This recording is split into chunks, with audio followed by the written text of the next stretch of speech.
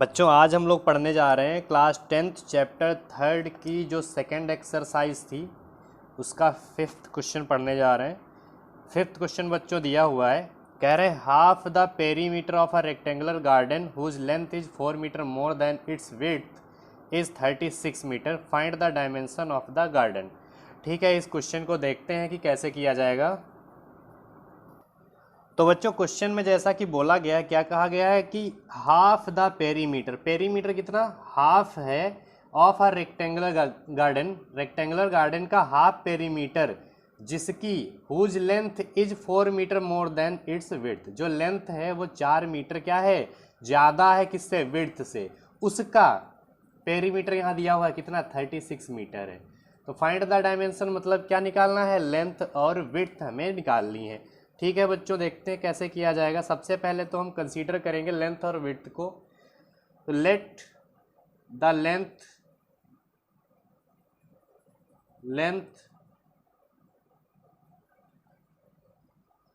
Length of rectangular garden,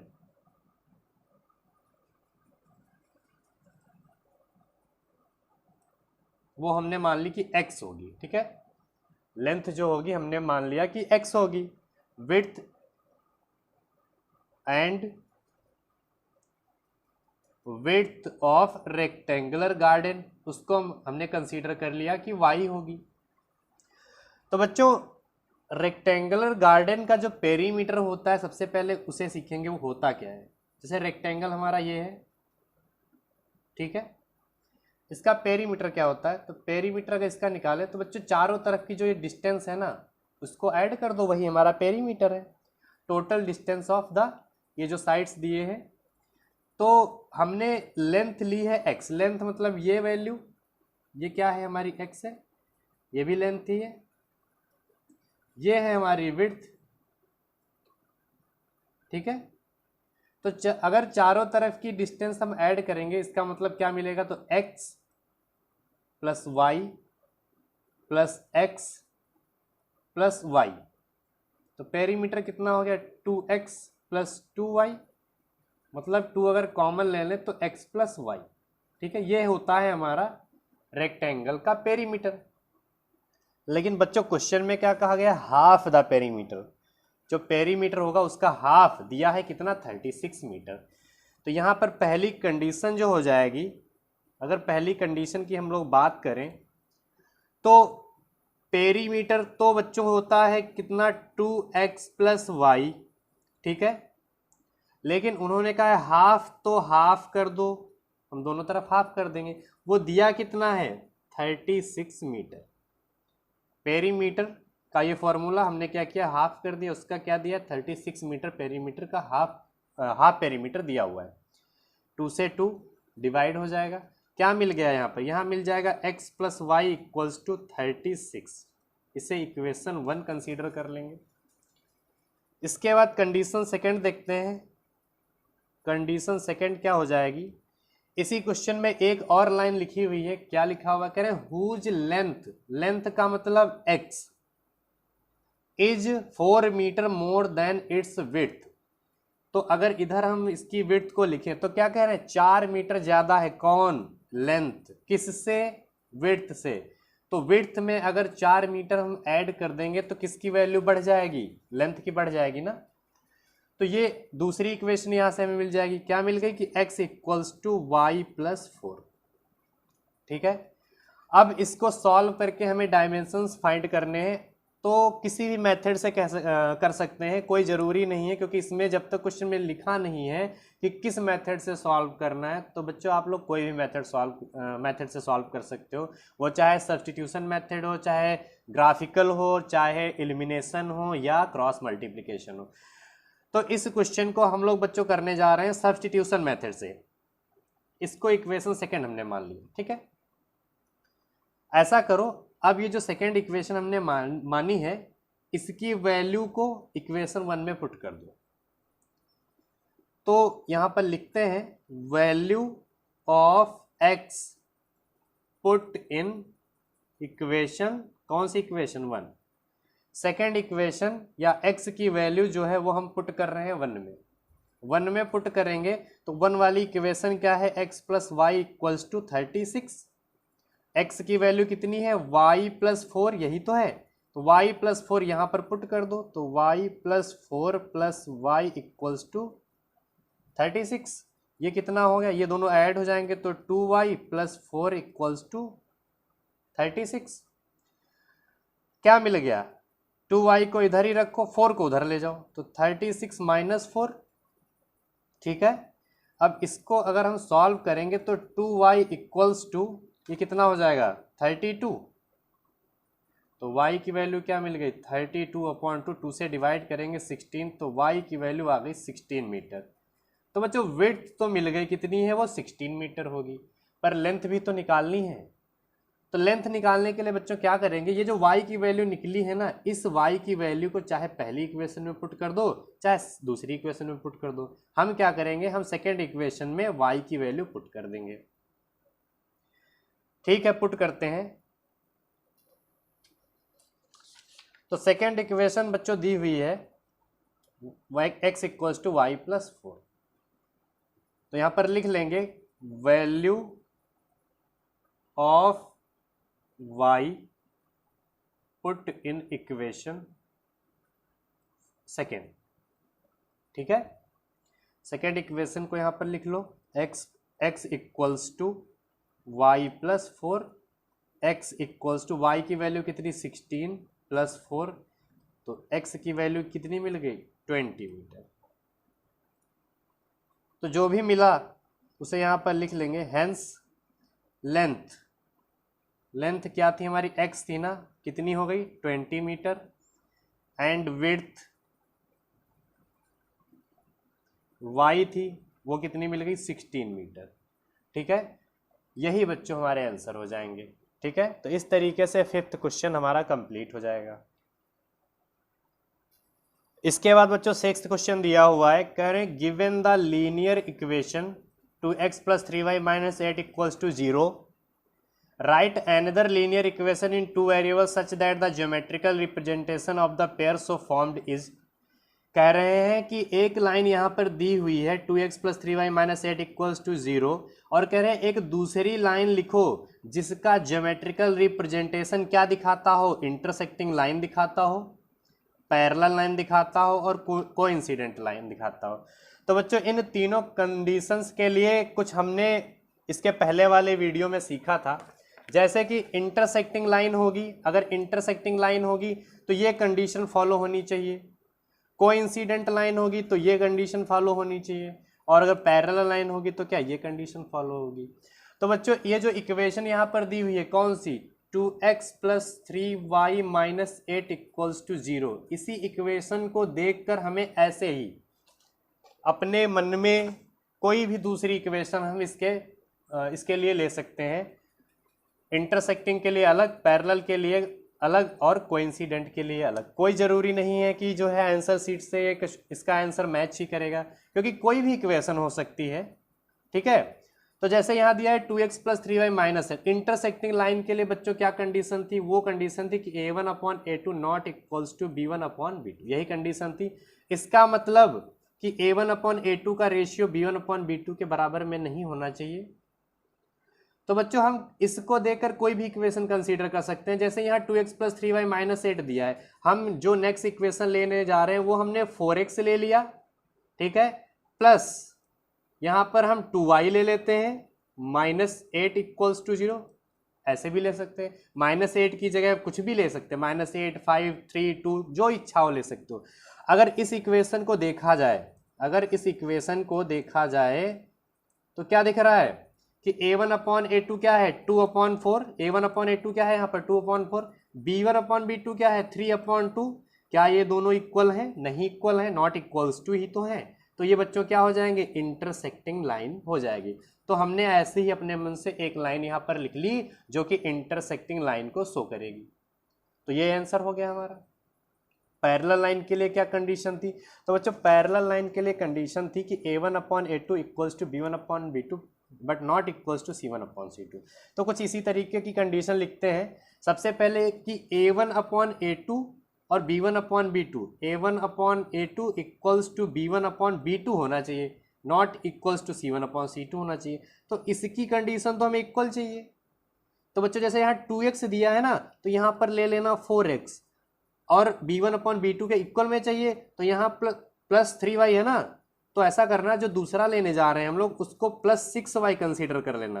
क्यों ऐसा कर रहे हैं अभी बताते हैं, लेकिन नेक्स्ट वाला इक्वल नहीं होना चाहिए। तो यहाँ -8 है, यहाँ आप लोग -7 लिख लो, कुछ भी लिख सकते हो आप इक्वेशन, कोई जरूरी नहीं जो मैंने लिखी यही आंसर हो।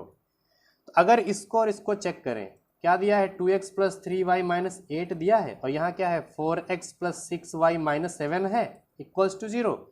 अगर हम a1/a2 देखें तो 2/4, और यहाँ है 3/6, और यहाँ है -8/-7, यही तो है। तो अगर डिवाइड करेंगे तो 2 × 2 = 4, 3 × 2 = 6, तो क्या दिख रहा है यहाँ पर भी 1/2, यहाँ पर भी 1/2, पर यहाँ माइनस ये प्लस हो जाएगा, ये 8/7 दिख रहा है ना, ये तो इक्वल है बट ये नॉट इक्वल्स टू है। तो ये किसको फॉलो करवा रहा है, इसी को तो फॉलो करवा रहा है कि a1/a2 equals to b1/b2 but not equals to c1/c2।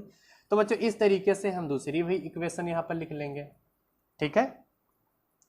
इसके बाद आता है कोइंसिडेंट लाइन। कोइंसिडेंट लाइन बच्चों क्या थी, तो कोइंसिडेंट लाइन में क्या था कि तीनों इक्वल में थे, तो कुछ ऐसी इक्वेशन बनानी पड़ेगी कि तीनों इक्वल आ जाए। तो 2 तक a1/a2 और b1/b2 तक तो हमने देख लिया कि अगर ये इक्वेशन होगी जैसे 4x + 6y, इतना तो a1/a2 b1/b2 इक्वल आ रहे थे, लेकिन आगे ऐसी कौन सी वैल्यू लिखें कि तीनों इक्वल हो जाए। तो जैसे बच्चों यहाँ -8 था ना, तो कुछ ना करो, यहाँ -16 कर लो। बस हमने क्या किया है, जो ये इक्वेशन थी सिर्फ इसको 2 से मल्टीप्लाई करके इक्वेशन लिख दी। जैसे 2 × 2 = 4, 2 × 3 = 6, 2 × 8 = 16 इक्वल्स टू 0। तो ये इक्वेशन और इस इक्वेशन को देखें तो ये तीनों वैल्यू, जैसे यहाँ पर लिख लें a1/a2 equals to b1/b2 equals to c1/c2, यही तो फॉलो होना चाहिए।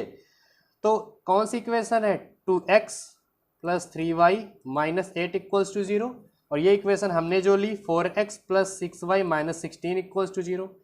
क्या इन दोनों में ये वैल्यू, ये कंडीशन फॉलो हो रही है, चेक करते हैं। 2/4 यहाँ मिलेगा, यहाँ 3/6 मिलेगा, यहाँ -8/16 मिलेगा। 2 × 2 = 4, 3 × 2 = 6, और यहाँ पर -16 है तो यहाँ माइनस आ जाएगा, ये प्लस हो जाएगा। 8 × 2 = 16, क्या मिल रहा है 1/2, 1/2, 1/2, तीनों इक्वल आ रहे हैं। तो क्या हो रहा है, ये कंडीशन फॉलो हो रही है। तो इस तरीके से बच्चों हम ये कंडीशन यहाँ पर ये इक्वेशन लिख लेंगे। कोई ज़रूरी नहीं है कि यही इक्वेशन लिखो, यहाँ अगर 3 से मल्टीप्लाई कर देंगे तब भी हो जाएगा, 4 से कर देंगे तब भी हो जाएगा, ठीक है। तो कोई ज़रूरी नहीं है कि सबके आंसर मैच ही इस क्वेश्चन के लिए करें। तो बच्चों इस तरीके से ये 6th वाला क्वेश्चन भी कंप्लीट हो जाएगा।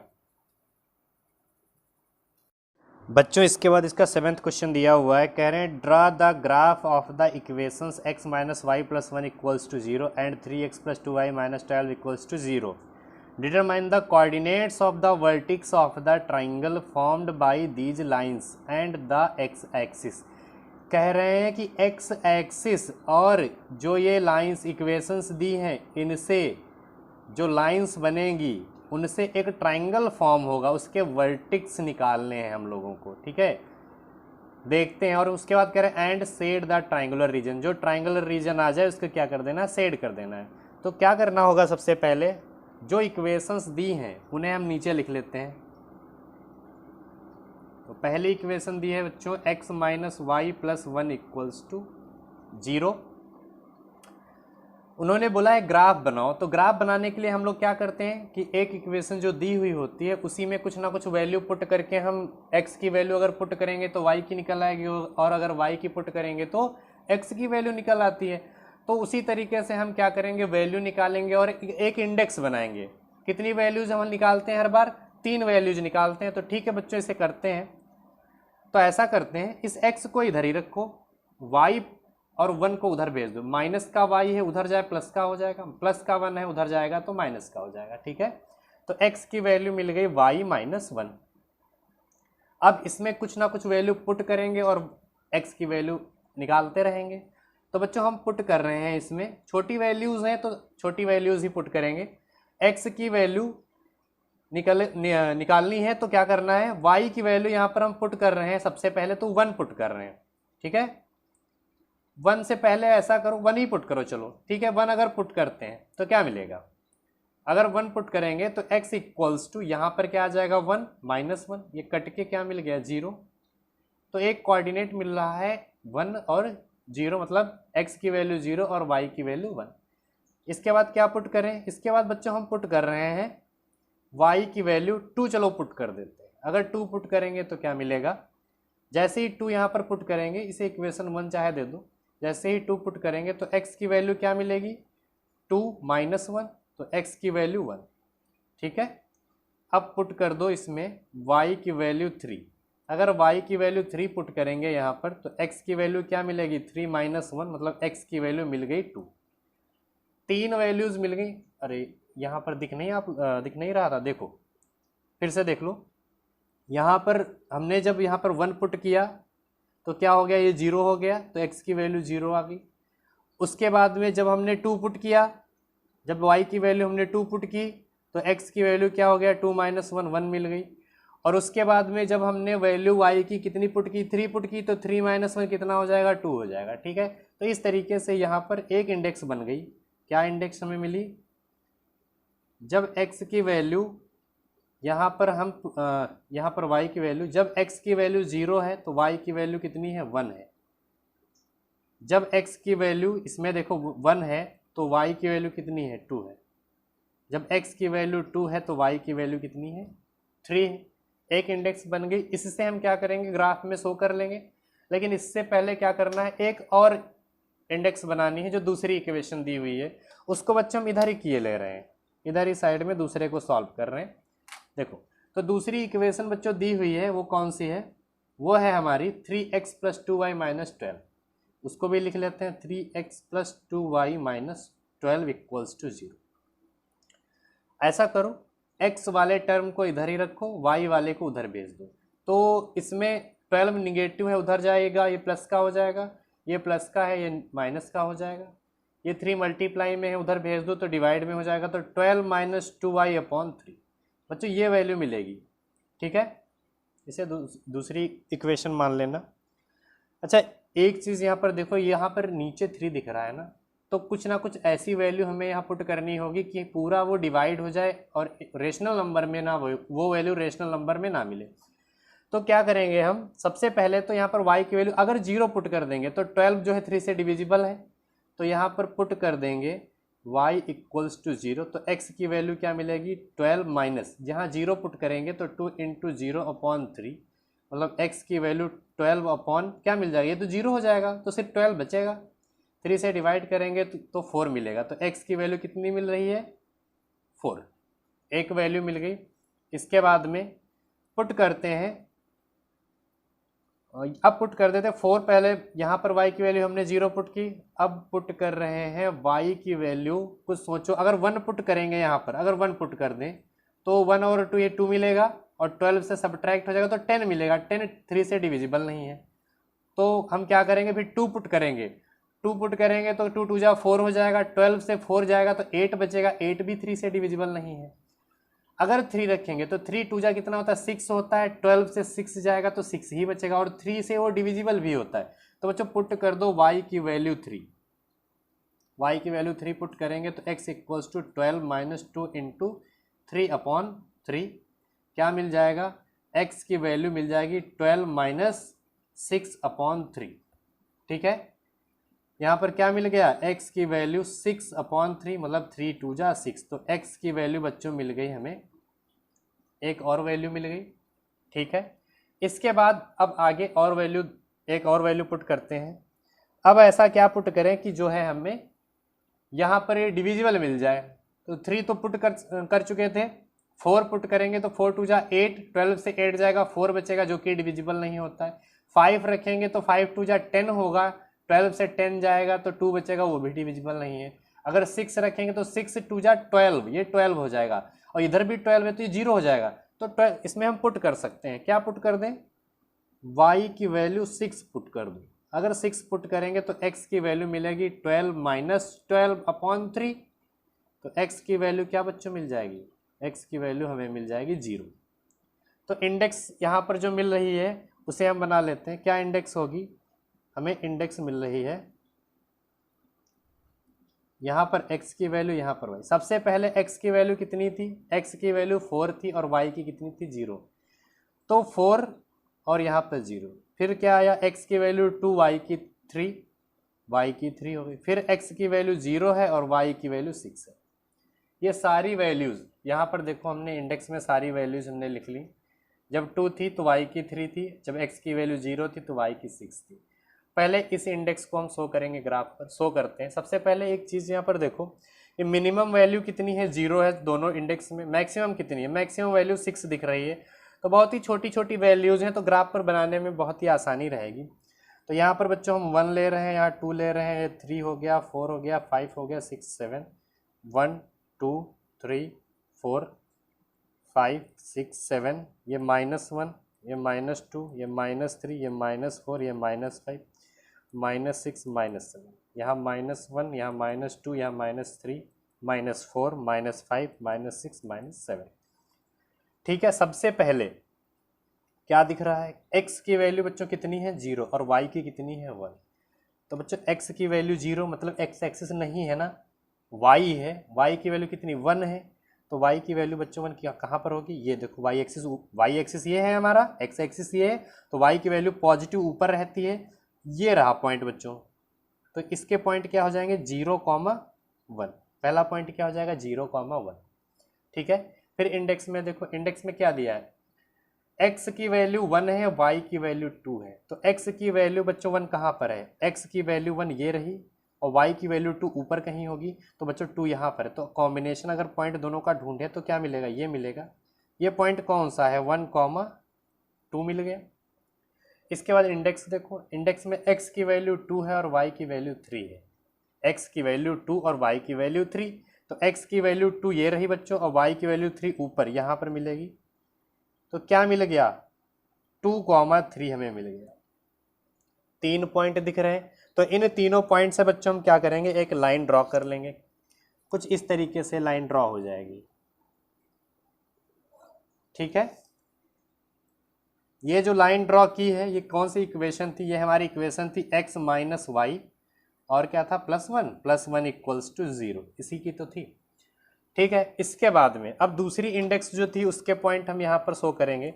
तो देखो दूसरी इंडेक्स हमारी क्या थी, x की वैल्यू 4 है, y 0 है, y एक्सिस नहीं है, सिर्फ x एक्सिस है। x की वैल्यू कितनी 4 है, तो बच्चों x की वैल्यू 4 कहाँ पर मिलेगी, ये देखो यहाँ पर मिल रही है। तो ये पॉइंट है हमारा 4,0।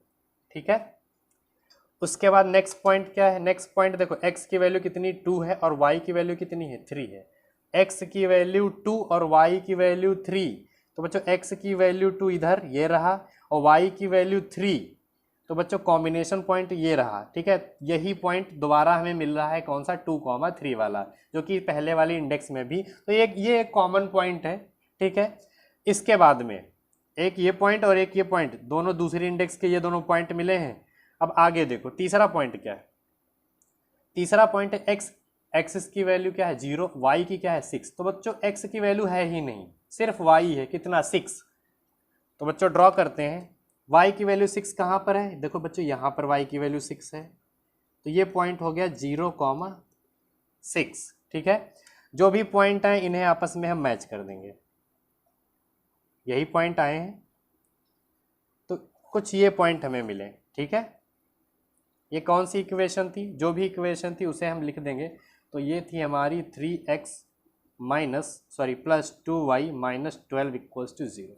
ठीक है, क्वेश्चन में कहा गया था कि जो ट्राइंगल आएगा, जो x एक्सिस से ट्राइंगल बन रहा होगा, ठीक है, उसके कोऑर्डिनेट बताओ क्या आएंगे, यही तो क्वेश्चन में पूछा गया था। तो बच्चों कौन कौन से कोऑर्डिनेट मिल रहे हैं, तो x एक्सिस बच्चों यही तो है, x एक्सिस के साथ जो ट्राइंगल बन रहा था। तो बच्चों ट्राइंगल देखो x एक्सिस के साथ में इन लाइंस से यही तो ट्राइंगल बन रहा है। तो बच्चों ये ट्राइंगल हमें मिला। ठीक है, इसे आप लोग पेंसिल से शेड कर लेंगे, पेन से नहीं करेंगे, पेंसिल से करेंगे। तो ये ट्राइंगल बच्चों हमें यहाँ पर मिल गया। अब इसके कोऑर्डिनेट क्या क्या होंगे, इसके कोऑर्डिनेट ही तो हमारा आंसर है। तो देखो एक कोऑर्डिनेट यहाँ पर है, दूसरा कोऑर्डिनेट का मतलब ट्राइंगल के कॉर्नर पॉइंट, एक कोऑर्डिनेट यहाँ है, एक कोऑर्डिनेट यहाँ है और एक कोऑर्डिनेट यहाँ है। तो बच्चों कौन कौन से कोऑर्डिनेट मिल रहे हैं यहाँ पर लिख लेंगे। हेंस कोऑर्डिनेट ऑफ ट्राइंगल, कौन से, पहला तो कोऑर्डिनेट है ये, तो देखो एक्स एक्सिस पर कितनी वैल्यू -1 और वाई एक्सिस तो है नहीं, तो वाई एक्सिस के लिए 0, तो पहला कोऑर्डिनेट हो गया -1, -1, -1, पहले ये पहला कोऑर्डिनेट हो गया, ठीक है। उसके बाद में दूसरा कोऑर्डिनेट अगर देखें तो क्या है यहाँ पर, ये 2, 3, यही तो पॉइंट है, तो दूसरा कोऑर्डिनेट बच्चों हमें मिल गया 2, 3, ठीक है। इसके बाद तीसरा कोऑर्डिनेट देखो, तो तीसरा कोऑर्डिनेट ये रहा बच्चों, तो क्या है 4, 0, तो तीसरा कोऑर्डिनेट हो गया हमारा 4, 0। तो 3 कोऑर्डिनेट यही हमें निकालने थे और वो इस तरीके से हम लोग निकाल लेंगे। तो ये क्वेश्चन यहाँ पर इस तरीके से कंप्लीट हो जाता है।